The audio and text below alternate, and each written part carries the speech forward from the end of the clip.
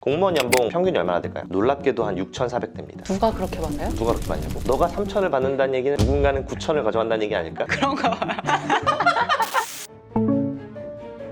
내가 대학교를 졸업하던 2013년도에서 2014년도만 해도 청년들이 꼽는 최고의 직업은 공무원이었다. 그런데 10년이 지난 지금 그 명성은 많이 시들해졌다. 공무원 시험 경쟁률은 무려 3배 이상 떨어졌고 많은 언론이 최근 청년층 MZ세대가 공무원을 기피하고 있다고 앞다퉈 보도하고 있다. 연금 박살난 지가 언젠데. 여러분, 공무원 연금 국민연금보다 안 좋습니다. 공무원 연금 없애주시고 퇴직금을 주세요. 퇴직금. 퇴직금은 줘야 될 거 아니야. 가장 큰 장점으로 꼽히던 공무원 연금이 적자로 인해 불안해진 탓일까?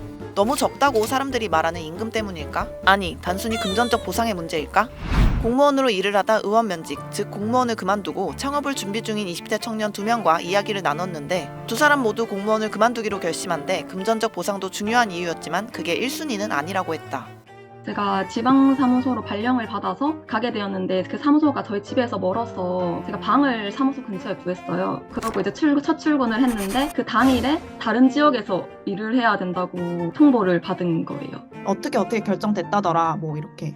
결정 과정 이런 거야? 그런 거를 정확하게 들어본 적이 없어. 위쪽에서 결정이 돼서 내려오거나 하는 상황이니까 시키면 당연히 해야지 이런 분위기여가지고 1년 6개월 동안 근무지를 5번이나 옮겼지만 그때마다 이유를 명확히 들을 수 없었다는 연주씨. 진희씨도 업무 지시를 받을 때마다 항상 그 이유나 목표에 대해 뚜렷한 설명을 듣지 못해 아쉽다고 했다. 전혀 설명이 없어요. 그냥 해야 되는 건 거예요. 제가 의견을 낼 수 있는 그런 환경이 아니어서 사실 시키는 대로 그냥 지시 받는 대로만 그렇게 일을 했었던 분위기였거든요. 그래서 그런 좀 수직적인 게 저는 적응하기가 많이 힘들었었어요. 새로운 곳에 출근하게 되거나 어떤 업무를 지시받을 때 당사자는 그 이유를 알 수 없는 상황.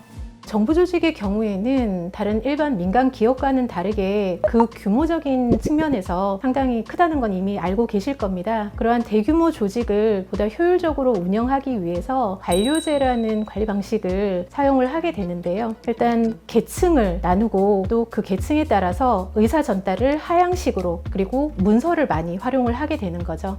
피라미드처럼 계급을 나누어 위에서 아래로 일괄적으로 문서를 통해 수직적으로 소통하는 구조인 관료제. 조직을 안정적으로 운영할 수 있는 효율적인 방법이지만 그러다 보니 이 상명하복식, 연공서열식 그런 조직 문화들이 아직까지는 많이 남아있는 편입니다. 내가 무엇을 위해서 이 일을 하고 있는 거고 왜 하고 있는 걸까? MZ세대 공무원들에게 이 일을 왜 해야 하는지 또 누가 해야 하는지 이런 부분들이 명확하게 전달이 되지 못한 부분이 없지 않아 있었던 것 같아요. 공무원 조직 대부분이 공익증진, 국민의 복리증진 등 비전이 추상적이고 모호해 명확한 업무 목표가 없다고 말하는 전문가가 많다. 이런 상황에서 윗사람의 명령에 의문이 생겨도 충분한 설명을 듣기 어렵다면 그 예전 직업에 대해서 물어볼 때 좀 말하기가 좀 난처해요. 되게 무슨 일을 했는 건지 잘 모르겠다. 계속 그런 업무를 맡고 하다 보니까 힘을 쏟을 데가 없는 느낌? 저도 그랬고 요즘 그 청년분들은 그 일에 대한 동기를 되게 중요하게 생각하시는 것 같아요. 어떤 일을 할 때도 그냥 해가 아니고 이 일을 내가 왜 해야 되는지에 대해서 충분히 좀 설명을 듣기를 원하시고 내가 이런 일까지 해야 할까? 왜 해야 할까? 내가 이 일에 대해서 제대로 보상은 받고 있는 걸까? 받을 수 있을까? 이런 부분에 대한 부분이 사실 MZ세대가 공직을 다시 생각하고 또 혹은 공직을 떠날까? 이렇게 고민하게 만드는 부분인 것 같습니다. 최근 정부도 이런 현상에 주목해 공직사회를 개선하겠다는 움직임을 보이고 있다. 근무 형태도 유연하게 바꿔보고 근속연수나 계급 중심으로 혜택을 주던 인사 시스템을 타파해 MZ 공무원을 붙잡겠다는 거다. 하지만 임금 문제에 대해선 쉽게 답을 내놓지 못하고 있다. 공무원 조직의 경우에는 일반 민간 기업과는 다르게 공무원 보수를 책정을 할 때 여러 가지 상황들을 고려를 해야 합니다. 국가 예산 측면, 국가의 예산은 결국은 주요 수입원이 국민의 세금이 되는 거니까요. 지금 당장 단기적인 방법으로 고려를 할 수 있는 부분은 일 열심히 하고 일 잘하는 공무원에게는 그에 합당한 보상을 해주겠다는 거죠. 승진이라든지 보수 측면에 있어서도 조금 더 그 인센티브를 주겠다는 그러한 방침으로 준비를 하고 있는 것 같습니다. 지금 겪는 진통이 MZ세대만의 문제일까? 많은 전문가는 정부가 MZ세대에만 매몰되는 것도 경계해야 한다고 이야기한다. 단순히 세대의 문제로만 이해할 것이 아니라 근본적인 공직사회 개선은 필요한 것으로 보입니다. 명확한 업무 지시, 그리고 명확한 업무에 대한 안내, 소통, 위계적인 조직 문화, 그리고 수직적인 조직 문화, 경직적인 조직 문화, 이런 부분들을 조금 더 혁신적이고 개방적으로 개선할 필요가 있을 것 같습니다. 공무원은 국가의 유지와 발전에 중요한 역할을 하는 특별한 직업 중 하나다. 많은 청년이 확신을 갖고 공무원에 도전하고 또 공무원으로 일하는 청년들도 성취감을 느낄 수 있게 공무원 조직이 긍정적으로 바뀌었으면 좋겠다. 높은 연봉, 정년이 보장된 일자리, 비교적 편한 업무. 어른들은 그런 일을 하려면 사무직에 들어가야 한다고 했다. 그런데 그 말을 들으며 자란 2030 세대에게 최근 새로운 바람이 불고 있다. 청년들이 사무직을 그만두고 육체노동 위주인 블루칼라 직종에 뛰어들고 있다는 소식이다. 여기 인테리어 필름, 청소 대행 등 현장직, 블루칼라 직종에서 일하는 청년들이 있다. 이들이 처음부터 이 일을 선택한 것은 아니었다. 그들은 왜 고되고 힘들다던 현장직에 뛰어들었을까? 아니, 그 전에 왜 사무직을 퇴사하게 되었을까? CBS 뉴스가 직접 얘기를 들어봤다.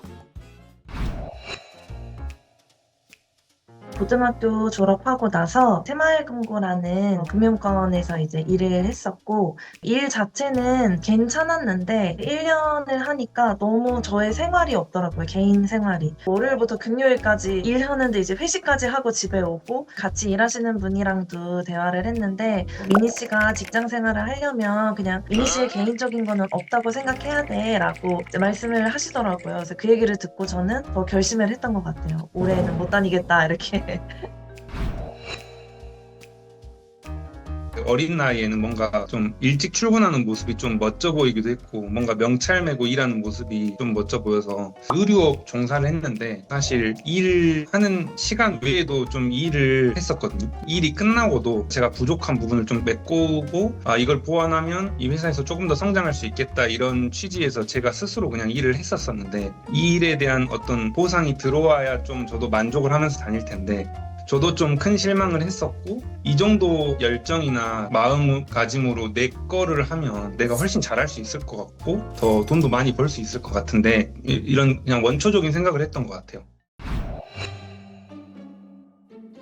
한 6년 정도 회사 안에 사업의 마케팅을 전반적으로 맡아서 하고 했어요. 네. 근데 이제 회사를 다니기만 한다고 해서 이제 나를 먹여 살려주지는 않는다고 생각이 들더라고요. 그러다 보니까 이제 내가 30살인데 이제 나중에 결혼도 하고 자식도 낳고 이거를 한다고 생각을 했을 때 제가 회사 생활을 할 수 있는 기간이 10년 정도라고 생각이 들더라고요. 그러다 보니까 내가 향후에도 돈을 벌려면은 어떤 확실한 무언가를 만들어 놔야겠다라고 생각을 했어요.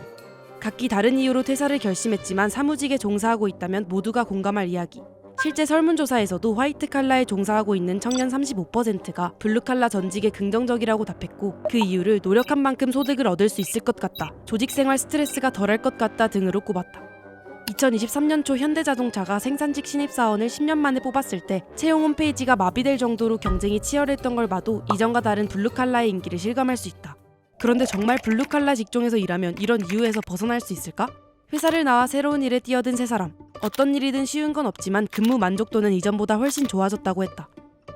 처음에도 이 일이 좀 고될 거라고 생각하고 일을 했었어요. 근데 그것보다 한 100배는 더 힘들었던 것 같고요. 근데 그 전까지 제가 특출나게 어떤 일을 잘하거나 그런 것들이 없었다고 생각했거든요. 근데 이제 청소 일이란 게, 청소도 기술의 하나거든요. 어떤 뭐 약품도 사용할 줄 알아야 되고, 그거에 대한 공부도 되게 많이 해야 되는 부분도 있고, 뭔가 배우면 배울수록 좀 더 그런 부분이 재미있었던 것 같아요. 하고자 하는 의지만 있으면 충분히 이 기술직으로도 열심히 성장하고 또 성공할 수도 있겠구나, 성취감으로 다가왔던 것도 있고요. 원하는 만큼 일하고 또 일하는 만큼 버는 것도 큰 장점이라고 했다. 시간을 정말 제 마음대로 할 수 있다는 거가 너무 좋아요. 휴가를 눈치 보면서 쓰거나 그러지 않고, 이 기술이 내 거가 되면은 내가 어느 정도 할 수 있다, 이거에 맞춰서 페이가 오르는 편인 것 같아요. 제가 6개월 차인데 이제 15만 원을 받고 있거든요. 제가 팀장으로 팀을 꾸리게 되면은 30만 원 그 이상을 벌어가기도 하거든요. 월 1,000만 원은 그냥 번다라고 말을 하시는 분들도 많이 계세요. 얘기를 나눈 세 사람은 사무직에서 퇴사한 걸 후회하지 않는다고 말했다. 당시의 선택을 한 번도 지금까지 후회는 아직까지 한 적이 없고요. 여전히 계속 너무 이 일 하길 너무 잘했다. 후회는 전혀 안 하고 있고요. 저는 너무 만족하고 있는 것 같습니다. 뭔가 하대를 좀 받거나 무시를 받을 수도 있고 좀 더러운 것도 만져야 되고, 제가 그때 당시에 일을 할 때도 사실 좋은 인식을 가진 직업은 아니었던 것 같아요. 근데 이 일을 하면서 그냥 자신감이 많이 생긴 것 같아요. 어떤 고정관념도 제가 깰 수 있다고 생각을 좀 하기도 했었고요. 그래서 앞으로도 사실 계속 일을 할 것 같고요. 그리고 또 추후에 나이가 들어서도 더 계속적으로 꾸준히 일을 하지 않을까 싶습니다. 제가 만약에 5년 뒤에 또 사실 이 일을 하고 있을지 안 하고 있을지 아무도 모르는 거잖아요. 근데 아무리 무모한 도전이라고 생각을 한다고 한들 언제나 이제 매년 기회는 찾아오는 거니까 많은 2030 사람들이 너무 겁낼 필요가 없었으면 좋겠다고 말을 해주고 싶어요. 이제 그냥 나만 잘하면, 나만 열심히 하면 그냥 그런 것 같아요. 물론 어떤 일이든 쉬운 일은 없다. 무슨 일이건 누군가에겐 천직이 되고 누군가에겐 잘 맞지 않을 수도 있다. 그러나 현실에 안주하지 않고 새로운 도전을 하는 것, 그 과정에서 정말 내가 하고 싶은 일을 찾는 것만큼 값진 일이 또 있을까? 자유롭게 출근을 하고 자유롭게 퇴근을 합니다. 가장 큰 장점은 아침에 지각을 하지 않기 위해서 뛰지 않아도 되고, 주 2회 회사로 출근하고 3회는 재택하고 있어요. 재택근무에서 필요한 장비, 뭐 마우스나 키보드 이런 거를 구입하는데 연간 20만 원 지원해주는 제도가 있어서. 평일 아침, 1시가 바쁜 출근 시간이지만 조금 여유로워 보이는 한 사람이 있습니다. 8시부터 10시 반까지 자유롭게 출근을 하고 개인의 판단에 따라서 자유롭게 퇴근을 합니다. 이곳은 석훈 씨의 일터. 빽빽한 일반적인 사무실 풍경과는 조금 다른 모습인데요. 정해진 근무 장소도 또 고정된 출퇴근 시간도 없습니다. 일찍 출근하는 사람은 8시에 출근하는 사람들도 많이 있고요. 10시 반에 출근하는 사람들도 굉장히 많아요. 재택근무는 일주일에 2번까지 가능하고 한 달에 그 소정 근로 시간을 채우기만 하면 자유롭게 할 수 있는 편입니다. 혹시 막 눈치 주거나? 아니요, 눈치 전혀 안 주세요. 개발자로 입사한 첫 회사에서 어느덧 12년째 일하고 있는 석훈 씨. 회사에서 마련해준 복지 덕분에 육아를 할 수 있는 틈새 시간도 생겼습니다. 제가 최근에 이제 아기가 출산을 했는데 아기가 잠자는 시간이 일정하지 않고 화장실도 이제 그때 다르긴 해서 가끔씩 아침에 일어났는데 아기가 화장실 가야 하면은 그때 이제 같이 케어를 해주고 천천히 출근을 해도 되기 때문에 그런 걸 부담 없이 하는 게 좋은 것 같아요. 너무 좋다고 하죠. 석훈 씨가 다니고 있는 이 회사는 최대 주 2회 재택근무, 선택적 근로시간제 근무 이외에도 원하는 곳에서 업무와 휴가를 동시에 할 수 있는 워케이션, 외국어 교육비 지원과 가족 건강검진, 연 2회 유급 휴가를 제공하는 패밀리데이 등 다양한 복지 제도를 시행하고 있는데요. 또 자녀를 양육하는 임직원들을 위해 임신 출산 축하 선물, 자녀 초등 입학 선물 등 육아 관련 복지도 적극 지원하고 있습니다. 최근 이처럼 직원들에게 유연한 근무 환경을 제공하는 회사가 눈에 띄게 늘고 있는데요. 커머스 개발팀에서 일하고 있는 지영 씨도 주 3회 재택근무로 일하고 있습니다. 일단 요즘에 지옥철이라고 하잖아요. 출근하는 것만으로도 너무 지칠 때가 많아서 재택근무하면 나서 바로 그냥 노트북만 켜서 사무실이 되는 거니까 저희가 워크플러스이라는 제도가 있는데 재택근무에서 필요한 마우스나 키보드 뭐 이런 거를 구입하는데 연간 20만 원 지원해주는 제도가 있어서 시차 출퇴근, 주 3회 재택근무는 기본이고 회사에 출근할 때는 자율좌석제 시스템을 이용해 날마다 자리를 다르게 선택할 수도 있습니다. 그런데 이런 복지제도, 솔직히 직원들한테만 좋지 회사 입장에서는 손해 아니야 싶잖아요.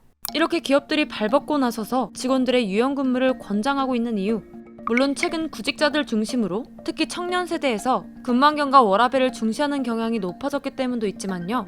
가장 중요한 건 유연근무제도를 도입하는 것이 회사 입장에서 오히려 이득이 되기 때문입니다. 안녕하세요. 폴라리스 오피스에서 CEO 겸 부사장을 맡고 있는 이혜석이라고 합니다. 안녕하십니까. 저는 1세대 IT 기업인 이스트 소프트의 HR과 총무 지원 조직을 맡고 있는 박재선 이사라고 합니다. 이 두 임원에게 유연근무제도에 대한 생각을 물어봤는데요. 결국 세계 최고의 제품을 만들려면 최고의 직원들을 모셔야 되고, 그렇게 모시려면 당연히 최고의 뭐 근무 환경 이런 것들을 제공해야 되니까 그런 부분들이 제일 크고요. 사실은 준비 없이 바뀌면 당연히 안 좋은 게 맞죠. 이제 전자화된 업무 도구들을 잘 도입하면 그게 다 기록이 돼서 남는 거거든요. 오히려 더 효율적으로 만들 수 있는 거고, 실제로는 출근을 하지 않을 때 비능률적으로 낭비되는 공간들이 되게 많거든요. 비용 절감적인 부분에서의 조금 효과도 좀 있었던 것 같아요. 저희가 매출적인 부분에서는 전혀 떨어진 부분은 없고요. 회사는 개인 근로자들을 좀 믿고 맡기는 게 되게 좋다라고 좀 생각을 하고 있거든요. 통제하에 생산성을 뭔가 이끌어내는 것보다는 자율성을 주고 뭔가 의미 있는 결과를 내는 게 더 크기 때문에 어떻게 보면 올해도 저희가 기말 매출 기준으로는 전년 대비했을 때는 일정 사업에 있어서는 좀 많이 성장한 걸로 알고 있습니다. 업무에 대한 효율 향상은 직원들 역시 공감하는 부분인데요. 오히려 집중이 안 될 때 자리에 앉아 있는 것보다는 차라리 집중이 될 때 일을 하는 게 더 업무 효율이 낮다고 생각하거든요. 그래서 될 때 일을 열심히 하는 게 오히려 좋지 않나, 업무 생산성 같은 것도 훨씬 좋지 않나라고 생각해요. 물론 이러한 흐름을 알아도 회사 입장에서 직원들의 근무 체제를 한순간에 바꾸는 게 쉬운 일은 아니잖아요. 고용노동부는 이러한 복지를 고민하고 있는 회사를 여러 방면으로 지원하고 있습니다. 고용노동부는 일생활 균형 정책을 통해 유연근무 경험이 없는 기업에 컨설팅을 제공하거나 유연근무 관리를 위한 설비 투자가 부담되는 기업에 인프라 투자비를 최대 70% 지원하고 있죠. 또 소속 근로자의 유연근무 활용을 허용한 사업주에 장려금 최대 월 30만 원씩 지원하고 있습니다. 전일제 근로자가 필요할 때 근로시간을 단축해 근무할 수 있도록 근로시간 단축에 따른 사업주 지원금 월 최대 50만 원까지 확대했죠. 고용주의 인식 변화와 일생활 균형 분위기를 확산하기 위해 관계부처, 경제단체 합동으로 대한민국 일생활 균형 우수기업을 선정하고 인센티브도 제공하고 있습니다. 사실 앞서 인터뷰한 두 기업도 2024년 일생활 균형 우수기업에 선정된 기업인데요. 올해 처음으로 선정된 대한민국 일생활 균형 우수기업은 일육아 병행, 유연근무, 근로시간 단축 휴가 등에서 모범적인 사례를 보인 기업들로 최종 203개 기업이 선정됐죠. 최종 선정된 기업들은 세무조사 유예, 출입국 우대카드 발급, 기술 보증, 신용 보증 우대 등의 혜택을 받습니다. 사실은 아무리 이걸 하고 싶다 하더라도 뭐 예를 들어서 화상회의 설비 회사에다가 쫙 깔려면 그것도 막 돈 몇 억이 들기도 하는데 사실 쉽게 의사결정하기 어려울 수도 있거든요. 한 2억 정도까지는 지원을 받았던 것 같아요. 훨씬 더 부담을 적게 할 수 있으니까 저희가 더 빨리 할 수 있었다고 보시면 될 것 같아요. 유연근무 등 일생활 균형의 중요성은 초저출생 위기 상황에서 더욱 부각되고 있는데요. 또 교통 혼잡이나 도심 과밀화 같은 사회 문제 해결의 단초로도 작용할 것으로 기대되고 있습니다. 회사가 직원들의 어떤 워라밸이나 이런 것들을 신경 쓰기 위해서 여러 가지 시도들을 많이 하고 그런 것들을 같이 공유하는 자리도 많이 갖고 있거든요. 개인의 생활을 좀 생각해주는 회사가 이렇게 많지는 않으니까 그런 측면에서 봤을 때 오래 다닐 수 있는 회사, 다니기 좋은 회사라고 생각을 합니다. 일하는 사람이 행복한 회사가 우리 사회에 더 많아질 수 있도록 앞으로 더 다양한 노력이 필요하겠네요. 이번 영상을 만든 PD가 추천하는 영상도 보고 가세요. 스브스 뉴스의 다른 영상을 즐기시려면 구독 버튼을 꼭 눌러주세요.